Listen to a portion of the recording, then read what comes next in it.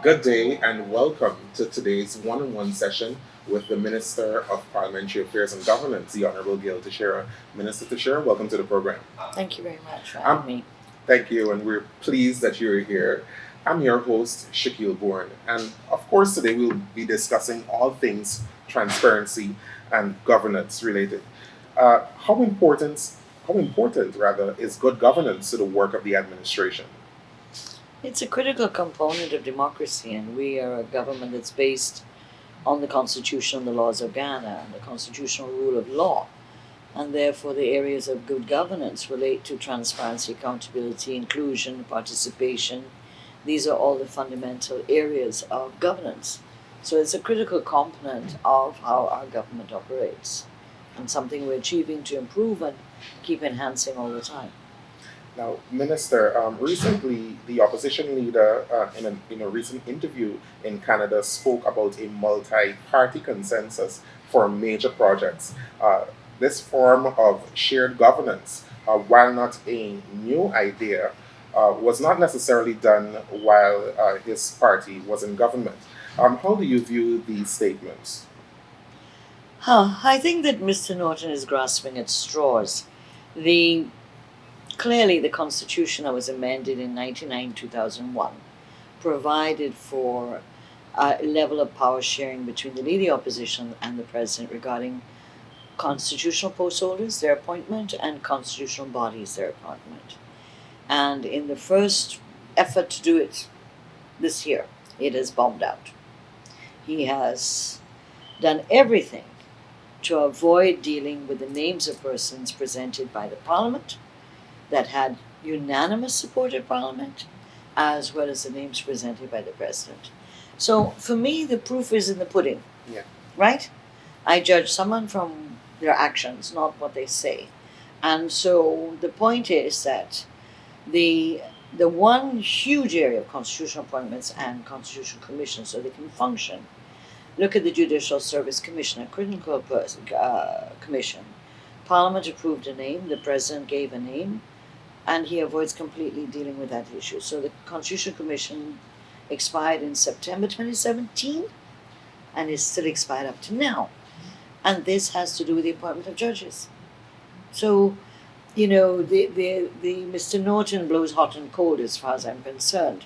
So when we get to this point about multi-party consensus, in all democracies, where is that forum? The forum is Parliament. Yes. Parliament is the forum. And that is where the engagement of government and opposition, remember in opposition, this Parliament, it has another party. It is not APNO AFC. And APNO AFC doesn't want the gentleman who is the Deputy Speaker of the House to sit on committees, doesn't even recognize him when he puts up his name to speak. The man has to go directly to the Speaker or me to get his name put on the Speaker's list. So, again, contradictions. But when we're looking at the budget process and what are the indications, 2020, 21, and 2022, what are the major projects? We've announced those in the budget. Budgetary allocations have been made. If there are problems before you speak, you talk. But you can also have an open door arrangement where the leading opposition will say, Mr. President, I want to speak to you about this. But of course, this is a man who says, I'm not shaking their hands until these issues of race, etc., are dealt with, until all people are treated fairly. So he's caught himself in a conundrum of contradictions. He says one thing and he does another thing. So that, yes, a multi-stakeholder party consensus is a complicated thing. So, for example, Shakir, if for example, the president appoints, the cabinet sits down with the experts and investors and so on, and we want to do the pipeline, example, Wales. The opposition doesn't agree with it. And in a multi-state, would that mean it wouldn't be done? Because you're talking about consensus, not dialogue, not conversation, not exchanging ideas and seeing if we can come to consensus. It's talking about consensus, and therefore no government in the world No government in the world that is elected at a democratic election is ever going to agree that the only way they can move forward with the infrastructural projects is with the consensus of the opposition or anybody else. The whole constitutional framework provides that the executive is the one that has the authority to deal with the resources and the development of the country. Number one. Number two, it says Article 13 that the people of our country, their organizations must have a participation in the decision making of matters that affect their lives, right? So participation, inclusion is critical. But it does not mean that if there's no agreement, you can never move forward. Because that pipeline, for example, is part of the low carbon development strategy energy mix that says over the next umpteen years, we're going to wean ourselves over time from fossil fuels. We will engage with other types of alternative energy, gas, for natural gas, hydro, wind, solar. So you're saying to a government, any government that's democratically elected, that you can't move on anything until we say so. Yeah. Now, if that's the case, Shaquille, look at the constitutional appointments. You have the Police Service Commission approved in committee unanimously. The four men unanimously approved on the House by the same leader opposition who happened to be in the same day he was elected leader opposition and was sitting there when the vote was taken. Right? Let's take that as an example of good faith. So we proceed now. What the Constitution is: choose a chairman. The president says to the leader opposition, "Here's the name I'm suggesting," and that becomes a big no action. He's talking about the appointment of the Chancellor and the Chief Justice, and he's not dealing with this, he's not dealing with that, and now the matter's in court. And the court ruled, the Chief Justice ruled on the issue, and now they're appealing that. Well, if that's an example of how we deal with consensus building, then this country ain't going to go nowhere, Shaquille. We wouldn't get anywhere. We're going to be stuck. Every time you go to take a step forward, you got to consult, and you got to get his agreement. So he might as well run for election and get into government.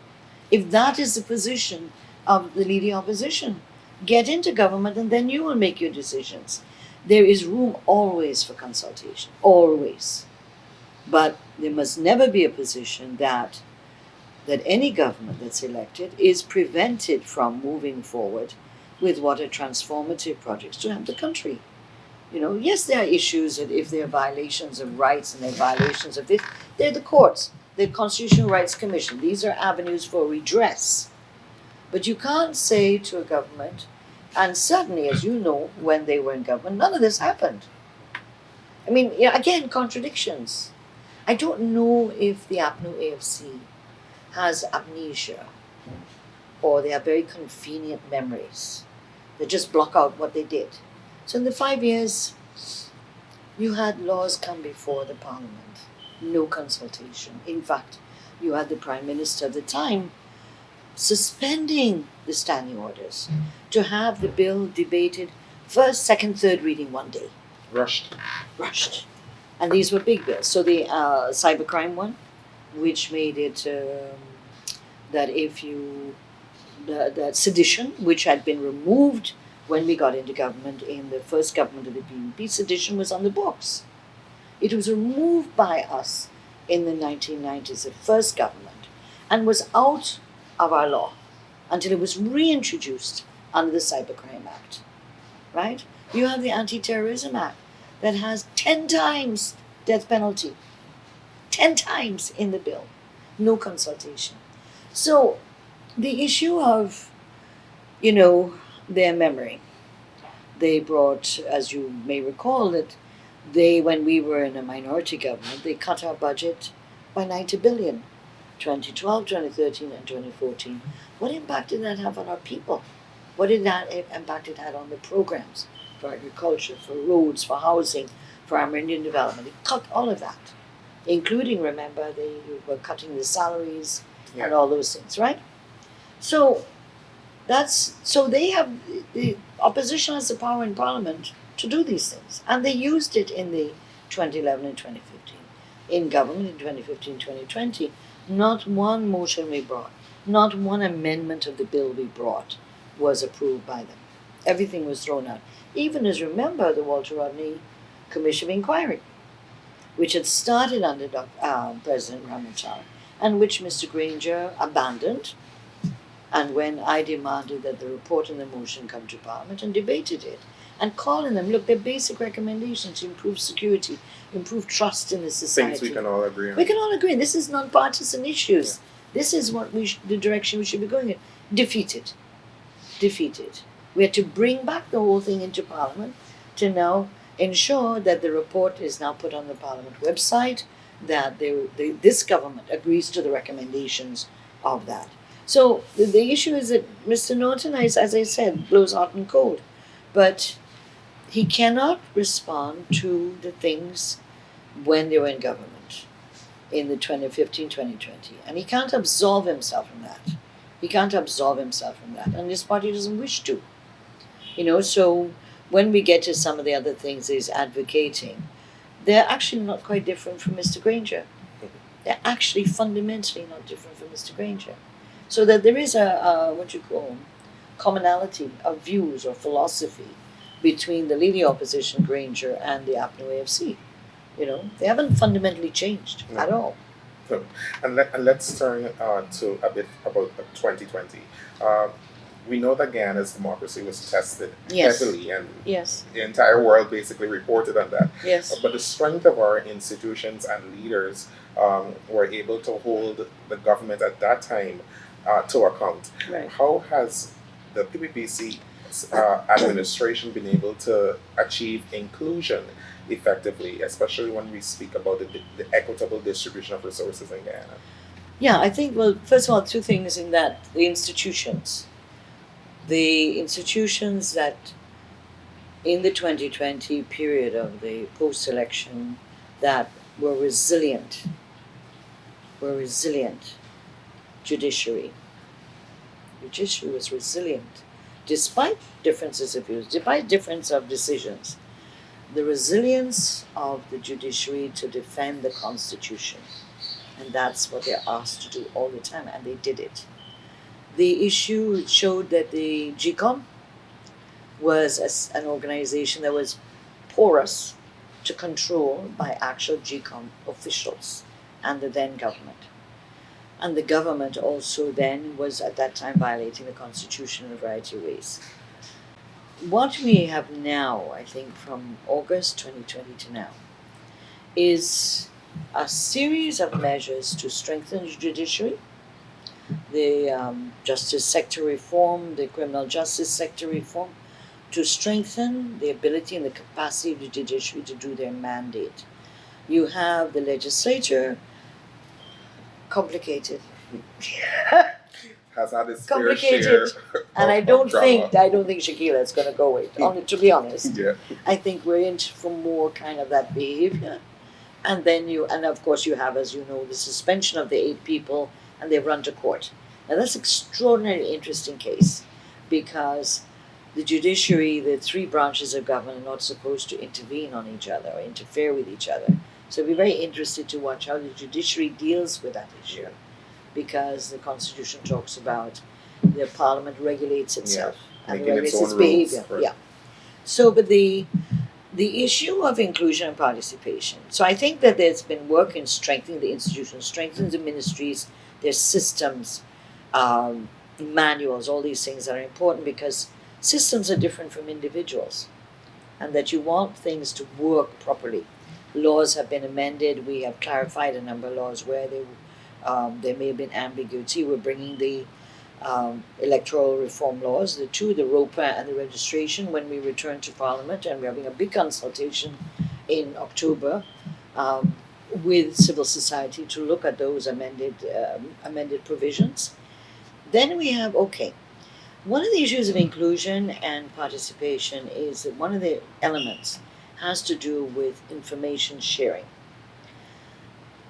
Whatever faults there may be with this government that people believe in, they cannot say that the availability of information, not only through the traditional newspapers, the government media, but social media, websites, Facebooks, Twitter, and everything. So you're seeing, for example, in Bartica, the notice of the minister coming to deal with title in there on a certain date. You see the notice says going to the regions on Facebook saying that the GRA is going into bid-mass so-and-so date. You see today the announcement by Marad that they will be having online booking for Yeah. Parika to Supanam Yeah. on. So every single day, information is being churned out to make sure that you have an informed population. One of the fundamentals of democracy is to make sure that people are informed what the government's doing, what's going on around them, if there's an emergency, what they should do, a range of things. And I think we are flooding the system with that. Of course, we are challenged because not all the country is connected. Yeah. And so that is a separate project that is ongoing under the Office of the Prime Minister to connect the country, to have the ICT hubs in every Amerindian village, interior areas. That is progressing step by step. And so the issue of information, participation now, I don't think, I would be surprised at people saying that the inclusion and participation is, they're not being included and participated. And let's deal again at the community level. Unlike the former government, who ministers were invisible or unreachable or untouchable and surrounded by huge bodies of security, including the then president, this cabinet is out there at community meetings, bottom house meetings, consultations, the president going out at 4 a.m. to meet the fishermen and all this. This is a very special, characteristic of this government. And it mustn't be treated as if this is normal, because it's not normal. I can bet almost any country in the region does not have a cabinet that's doing this. So that the visibility, the accessibility, the ministers' WhatsApp numbers are up, their Facebooks are up, people are contacting them directly. I have a problem with old age pension, I have a problem with this, I have a problem with that. And the efforts to make representation. And it's not just something being done in election time. No. Yeah. It started from the go. Exactly. And it continues. I mean, I don't deal with old age pension, that's not my mandate. But the number of people with old age pension, NIS, issues with house lot, issue with disabilities and stuff like that, public assistance, they look for an MP to represent them, and I do. And we get through in a number of the cases. Some take longer than others.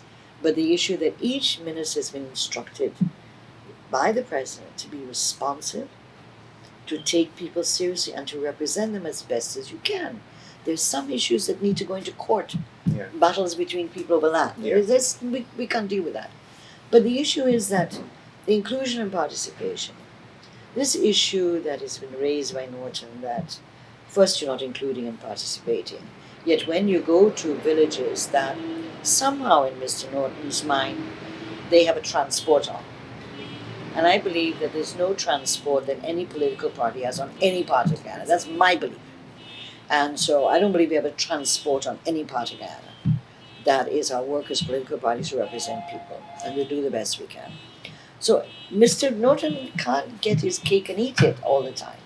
He wants to say, you ignore and leave out the communities that supported the Apno FC. Yet, when the government goes to Buxton, goes to Ithaca, goes to Mocha, it's a big issue. It's a big issue. Yeah. So what is it they want? They would prefer, actually, that the government never goes. And so they can always... So that it could be a problem. So that you see the government's ignoring. So they want the cake and eat it, and they can't get it because this government is going to all the communities. And the president is, and leaders of the party and the government are going to different areas. And people ask you for things. The road, the school. You have to abide by that. You have to try and help people. And if we can't do it in this year's budget, we'll put it in next year's budget. And we tell people that. This issue of the points that have been raised by Mr. Norton about discrimination, and most offensively, his statement that we're an apartheid government. This is apartheid in Guyana.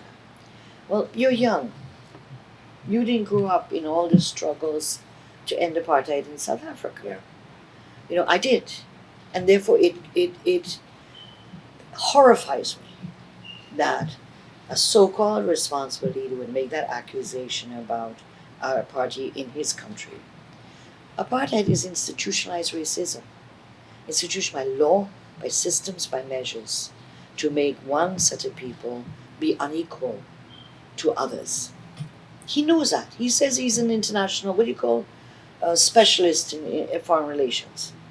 That's what he says he is. He said he taught at the University of Ghana, and he knows that there is no sniff of apartheid in Guyana. There is no institutionalization of racism. There are prejudices in Guyana. Our people have prejudices against each other. Yeah. We have to be factual, but that's not the state. That's not the state, and that's not the Constitution. Yeah. Apartheid is state-sponsored racism and discrimination. Individuals have their own prejudices, whether it's religion, whether it's gender, whether it's politics, whether it's race and cultural. Those are prejudices that individuals have. The state in Ghana, as represented by our government, cannot and does not have any kind of measures or institutionalization that says one set of people can't get and the other people can.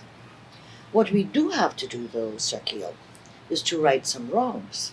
Yes.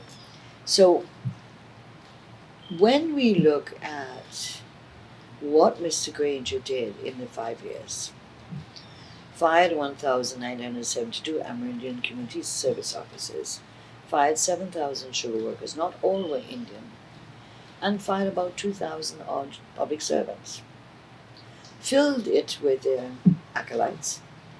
Some were qualified, some were not. Therefore, in this equation is also to make sure that every Guyanese of every color can get a job in the public service, in the GDF, in the Ministry of Home Affairs, with the Guyana Police Force, the fire, the prison, the judiciary, etc., etc. It's the right of everybody and young people coming up. They get their degree, they finish their CXC, they want to work in government. Then they must be allowed to once there's space, once there's vacancies, Yeah. once we can accommodate.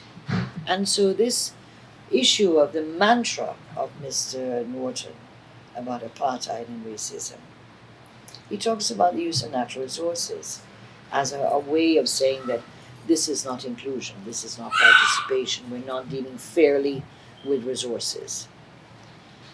The COVID cash grants went to every household. It may be possible that some people were not there at the time, that there was only one household that could get it in a house. Yeah. There were cases like that. And so we have to deal with that reality. And if, as a political opposition member, when I was a political opposition member and I felt that someone was being treated unjustly, I called the relevant minister and I said, this case is not nice. What are you guys doing to these people? And so I know Amna Ali was the Minister of Social Protection. There are a number of occasions I made representation to her on what I felt were unjust measures or behavior by her ministry or another ministry against people. That's what MPs are for. That's what they're elected for. And so no system is perfect. The disabilities grant, this is based on disability, not on race. Exactly. You know, so you can't make that a thing. You can't make that. You know, the issue that children are born with these disabilities or they acquire them in life. You can't. The issue of the hinterland and so on.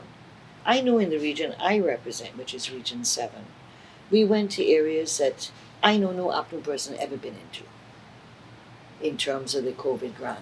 Every mining community settlement was included. Every Amerindian village was included in that outreach.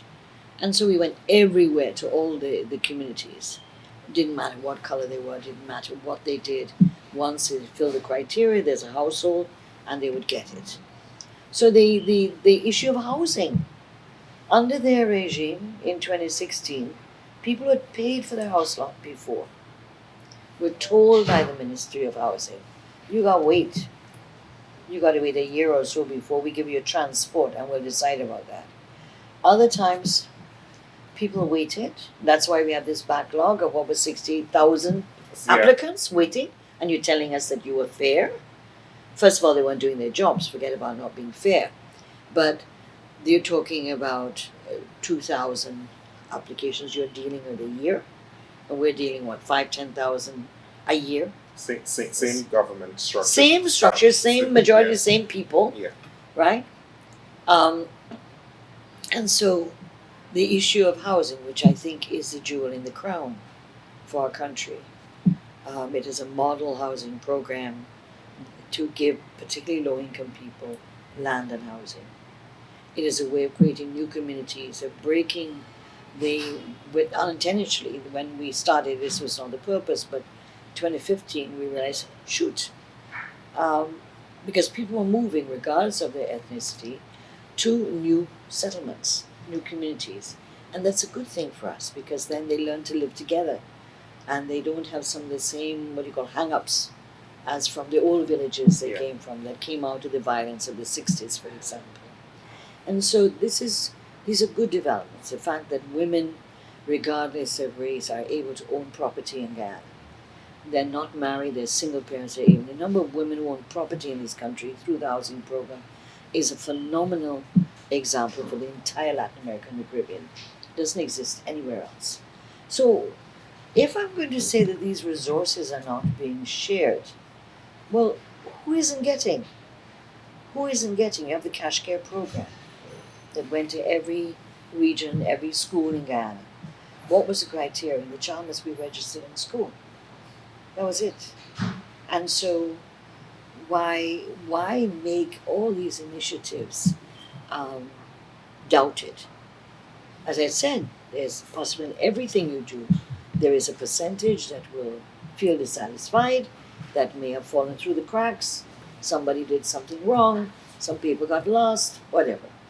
And these, in many cases, can be rectified, but someone needs to represent. Yeah. And if it isn't the leading opposition, it will be we representing the communities ourselves with what we see, what we learn of the problems they have.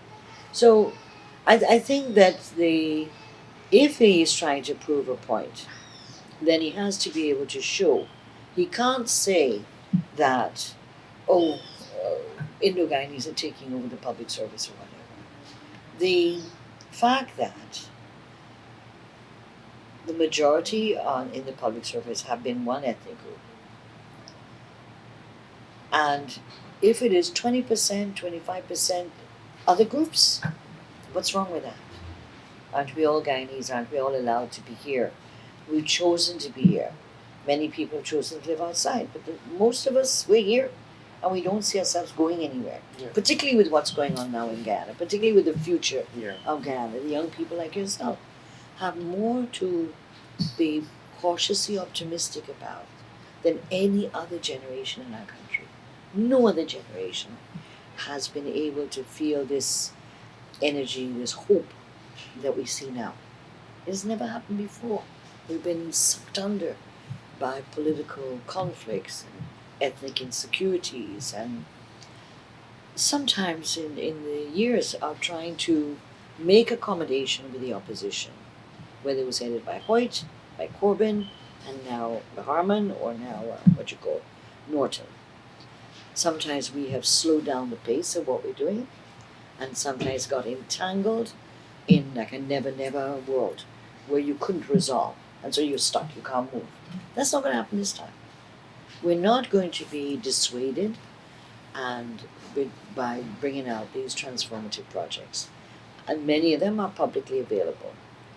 And there's no problem with any political party or any organization saying they'd like to have consultation on this. They'd like to see it. Could you show the plans? I remember, I know I'm going on a bit, but I remember with Mr. Granger in opposition, they wanted to see Amila Falls. They wanted to know everything about Amila Falls. And President Ramachan, with the technical people, invited the APNU AFC to come before him. I was there, Dr. Rancho was there.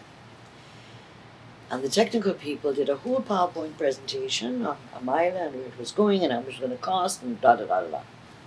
And then at the end of it, the president handed over a stack of binders this high on the documents. Now, under the Commission, the Access to Information Act in Ghana, we don't have to give What are commercial undertakings and negotiations now in process to anybody?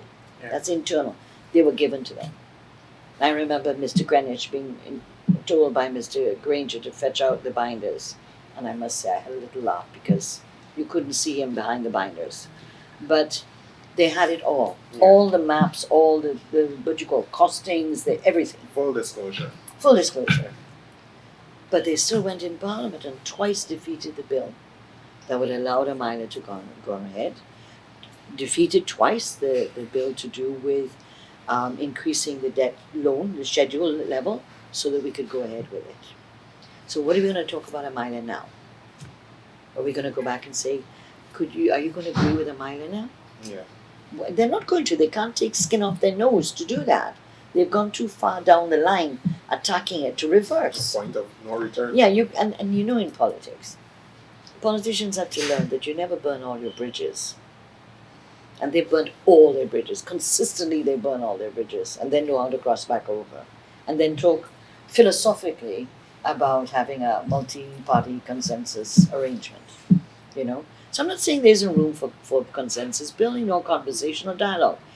But we have to also deal with reality and history and what has been the experience. And most recent of all is the experience with the constitutional bodies. That's the most recent. So it's not I'm talking 10 years ago under Hoyt or Granger. I'm talking about, what was it, 3 months ago? Yeah. Yeah. Minister, before we wrap up that segment, you spoke about the administration's efforts to ensure inclusion in Guyana. Do you think that the statements by the opposition leader and those are part of the group about racism in the functioning of government, do you think it's an attempt to distract from what the administration is actually doing? Yeah. And that has always been the mantra of the PNC whenever the PEP is in government. And they reverse it, of course, when they're in government. But that has been the mantra that's gone on from 92 to 2015, and then it was silent until now. So that it is, you see, they don't have much to hold on to. When we talk about consultation and inclusion participation, there are many stakeholders in this country. You have layers of government, that is village councils, Amerindian village councils, NDCs, RDCs, MPs, the political parties. You have also community groups, communities that have a voice.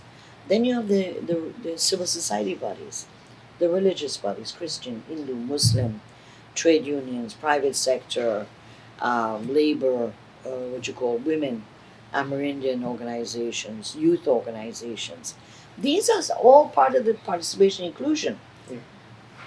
PNC is one, and yes, it did get votes. It has a representation in Parliament, but it does not speak for all these bodies. Exactly. It does not speak, and so what we are doing as a government, we have stakeholder forums that, in terms of a minister having a bill to bring forward, like the local content and natural resource fund, Minister Vikram Barrett had his consultations, Attorney General. The ones on the electoral reform, those were posted on the Facebook of my ministry. We are now organizing a large consultation before we go back to Parliament on the bills. We have stakeholder forums such as in my ministry. You have I created an anti-corruption body that is 16 agencies, and which we've had 2 workshops on anti-corruption in Guyana in this year alone. We have a national coordinating body to do with human rights bodies, so that to look at how we're reporting, what is our monitoring, and in what way are we complying with the recommendations that are made to us. We have the National Stakeholders Forum, which is the one we'll hold a meeting with on the electoral laws. So we've been meeting in that group as well, even with COVID, using Zoom. This meeting coming up will be in person to get away from the COVID issue. So there are layers. I'm just giving you one example, mine. But when you look at Minister Priya Manikchan and education and dealing with transformation education policy, when you look at Minister Vindi in terms of suicide and child care and domestic violence, It is all involving other actors. Everything involves other actors. All our programs include civil society organizations as well as police and stuff like that. Attorney General, in terms of the anti money laundering areas that come under him, is inclusive of other organizations, not just the government agencies. So if you look at every sector, you can see that there are other actors. Now, clearly, opposition is a key actor, but it's not the only actor. Yeah. It's not the only actor. And it needs to comprehend that if it's singing so far out of tune to the rest of the country, it'll be left behind. Because if you talk to the average man and woman on the street, they want to do better, they want more money, they want a car, they want a house, they want a better life for their children, they want their children to grow up and be somebody. This is the hope of every family. And if we can, as a government, bring those dreams to reality or to realization, then we are building a better society for our people. And I think that was actually cited in the recent IMF report that commended the government Exactly. for it strengthening its anti-corruption framework and fiscal transparency. Yes. And I'm proud of that report because I've seen a number of articles for IMF reports that are very harsh and very Yeah. difficult. So this one is actually very good in terms of including the kind of programs we had to with the COVID and the impact and what were the measures we've taken on to cushion the impact on the Guyanese population, cushion the impact on the economy. And we were praised for those initiatives too. And so, but we're in a world that is very uncertain about many things. Yeah. And so we will have to keep adapting and changing to a number of things that that are exogenous to us that we can't control. But I think that the society now, Guyana, want the country to move forward. They're tired. They've been tired of the past, particularly the young generation. They want to get on with it. They don't. Many of them don't necessarily want to go live abroad. They might want to take a walk, as we say, Yeah. but they don't want to. And they recognize things are tough out there too. Yeah. Very tough in terms of jobs and everything else. So the younger generation is benefiting. And then you have the National Youth Advisory Council of the President, which is giving the youth a voice of their own through a mechanism designed by the President. And we have to build on that.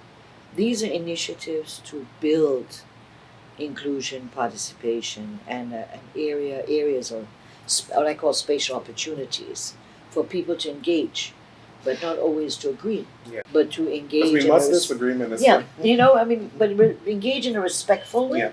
in a way that treats each person as equal and coming to the table equally, so that we can engage in a respectful manner, and out of the wisdom of human beings to find answers to some of our issues that we have.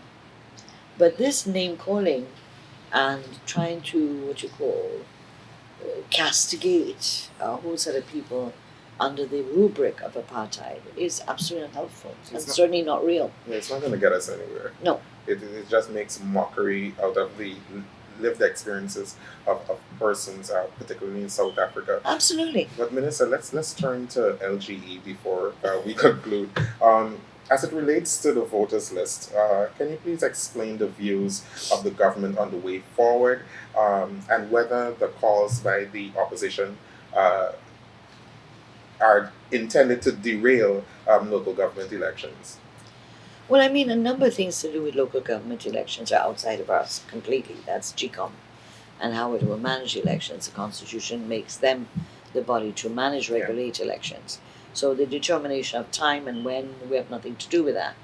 But the issue of which the mantra of Mr. Norton and the APNO AFC, to do with new clean list, new biometrics, the resignation and removal of the chair, and the resignation and removal of the CEO, are the four mantras.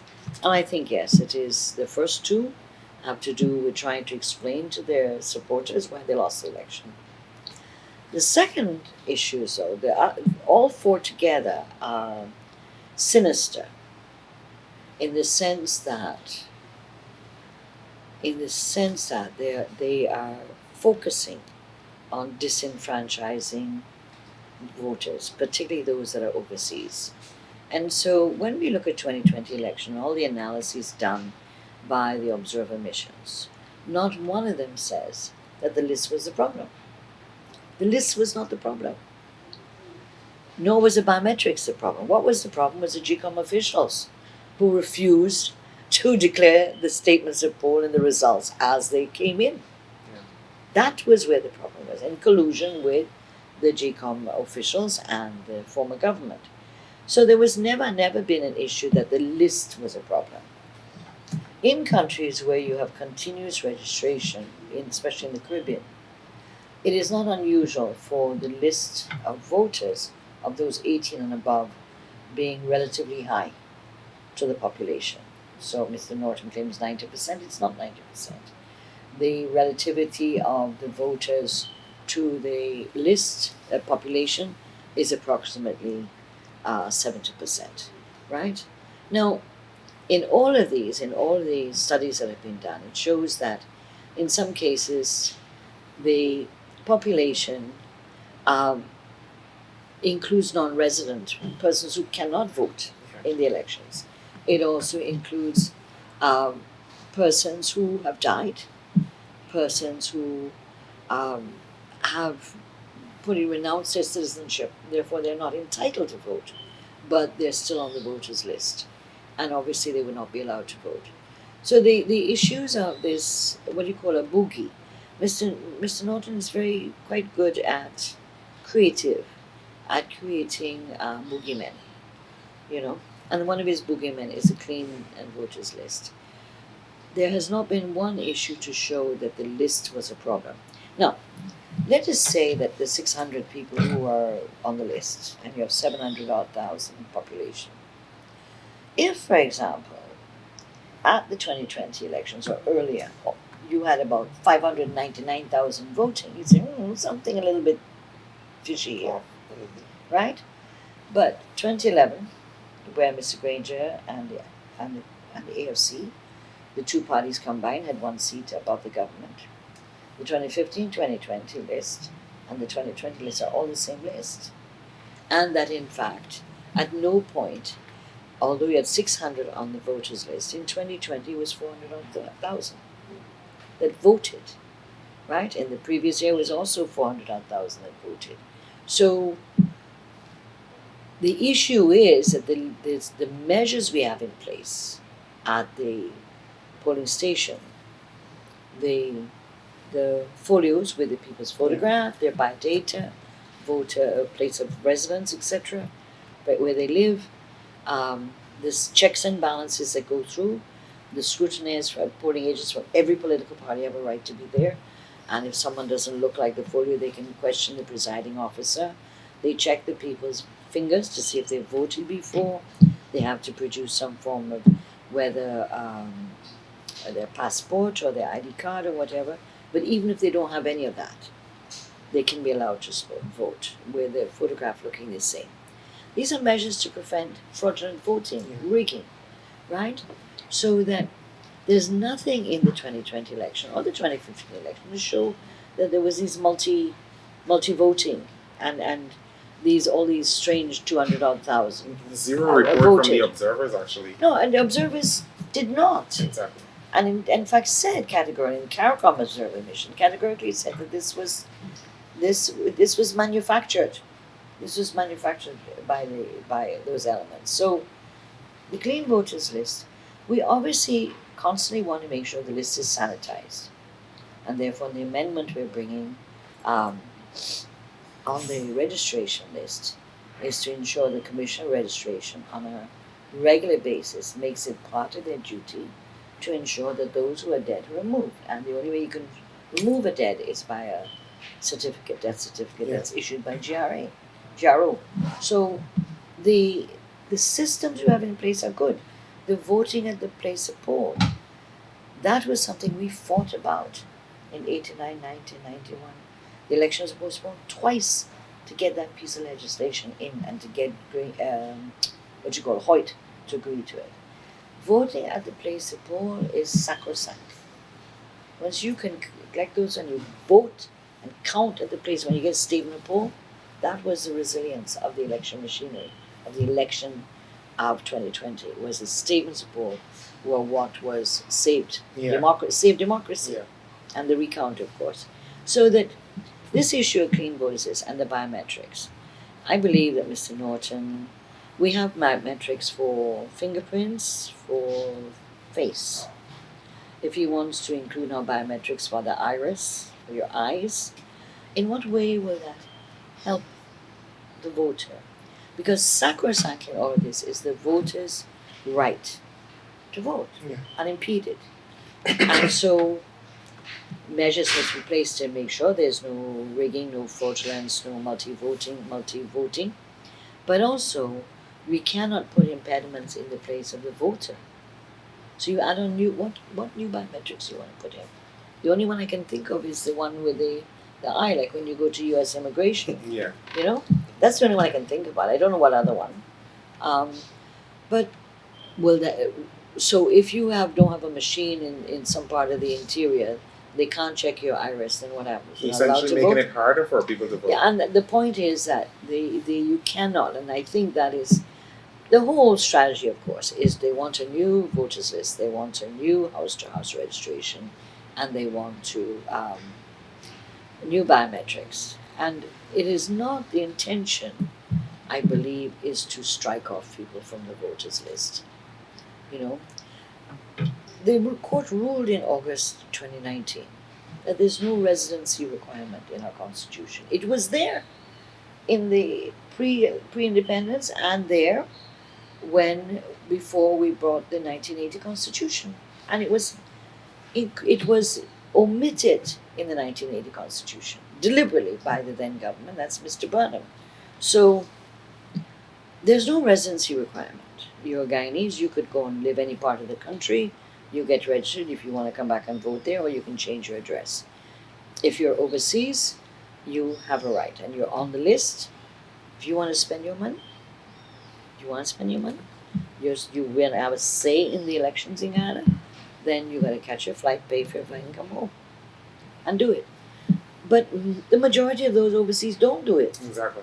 Because of the cost to pay your airfare to come and stay here, and so forth. So the issue of trying to say that we'll have this new voters list, I think the intention goes back to July 2019, when they wanted to scrap the database, the NRR, which was brought in after the 2008 House elections, House registration, which made that the mother of all databases. That was agreement with the opposition leader. It was signed between the various political parties, GCOM, and the ABC EU countries. And so this new conjecture is, I think, to do with delaying elections, finding all sorts of excuses, and trying to find alternatives to make sure that the PEP government isn't able to stay in government for long. And so there is a sinister part to this. It isn't only about trying to convince their supporters that, we really won the elections. These people stole it from us because they didn't have a clean voters list. In fact, I was doing some research the other day. The only time they start talking about house-to-house registration was when the no confidence motion passed. That was December 2018, sorry. And Mr. Granger went to Bartica, Mr. Nagamutu, the whole bunch of them went to Bartica and had a rally. And Mr. Granger, is the first time he says, this is March 2019, that there are 200,000 incorrect data entries on the voters list. And therefore, we need to have new house-to-house registration. That was 2019. And that mantra continued. And the court ruled on it, and it's continued up to now. That the issue is that it appears to be only when we're in government the list is a problem. It's not a problem when they got they had the majority in the opposition in 2011 to 2015, nor in 2015, 2020. Same voters list. And so I think that there clearly there are issues they want to say to their supporters. I'm not sure if all their supporters are buying it, and that also to prepare the ground for the future. You know, to say that we championed the clean voters list and the PEP didn't agree, we championed biometrics and they didn't agree. Now additional issues why you will question a new election, whether it's the local government elections coming up or whether it's the next general. You're laying the basis to question that elections even before it's. So you can say, oh, we were talking about this before. Yes, exactly. Yeah, they're preparing the ground. They're setting the stage, in other words. Minister Teixeira, thank you so much. I really enjoyed this discussion. I hope that our viewers would have really taken away and fully understand what is happening in Guyana with respect to government projects and, of course, some of the noise that is trying to distract from what is the good that's actually happening in the country. I'm your host, Shaquille Bourne, and we've just had Minister of Parliamentary Affairs and Governance on our one-on-one discussion. Thank you, and we'll see you another time. Thank you very much for having me.